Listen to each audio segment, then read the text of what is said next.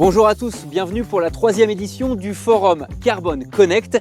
400 décideurs sont réunis autour d'un objectif, accélérer la transition agroécologique. Je vous emmène. Derrière Carbone Connect, il y a une entreprise à mission Agoterra, créée par un entrepreneur lillois. Son but, soutenir la transition écologique de notre agriculture via le financement d'entreprises engagées. Les risques et le coût liés à cette transition ne peuvent pas reposer uniquement sur le dos des agriculteurs. Du coup, on a créé Agoterra avec une mission de reconnecter le monde de l'entreprise et le monde agricole pour justement financer cette transition. Et ça, c'est important. C'est nécessaire.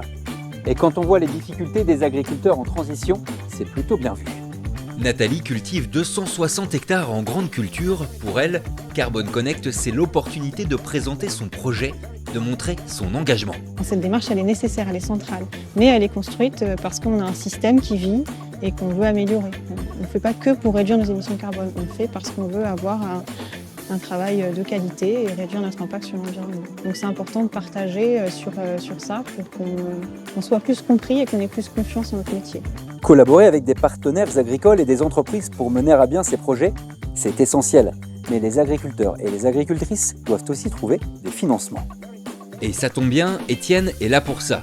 Citrus, une foncière à impact, souhaite lancer un programme de financement de projets de régénération des sols agricoles autour de leur foncier immobilier sur leur territoire. On ramène de la nature, on désartificialise. Pour ramener le vivant, on végétalise à 50% de mètres carrés. Donc on a des objectifs très ambitieux. On a souhaité travailler avec Agoterra pour effectivement accélérer cette fameuse visée qui est la neutralité carbone. Dans la foule, des centaines de professionnels, un sacré collectif.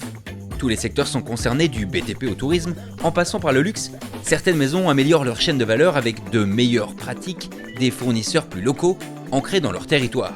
Agoterra apporte la légitimité que nous, on n'a pas naturellement. Ce n'est pas notre job d'aller parler décarbonation. Ce n'est pas notre activité. Nous, on est là pour produire du cuir.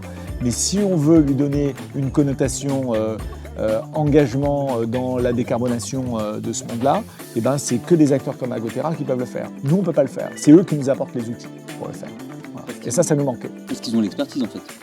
Parce qu'ils ont l'expertise et aussi parce qu'ils ont la connaissance terrain de l'agriculture. Adrien du cabinet de conseil Cantis accompagne les entreprises de l'agroalimentaire dans la transition de leur filière pour se décarboner. Ce qui nous a plu en tout cas avec l'événement Carbone Connect, c'est que les sujets agricoles ils sont locaux.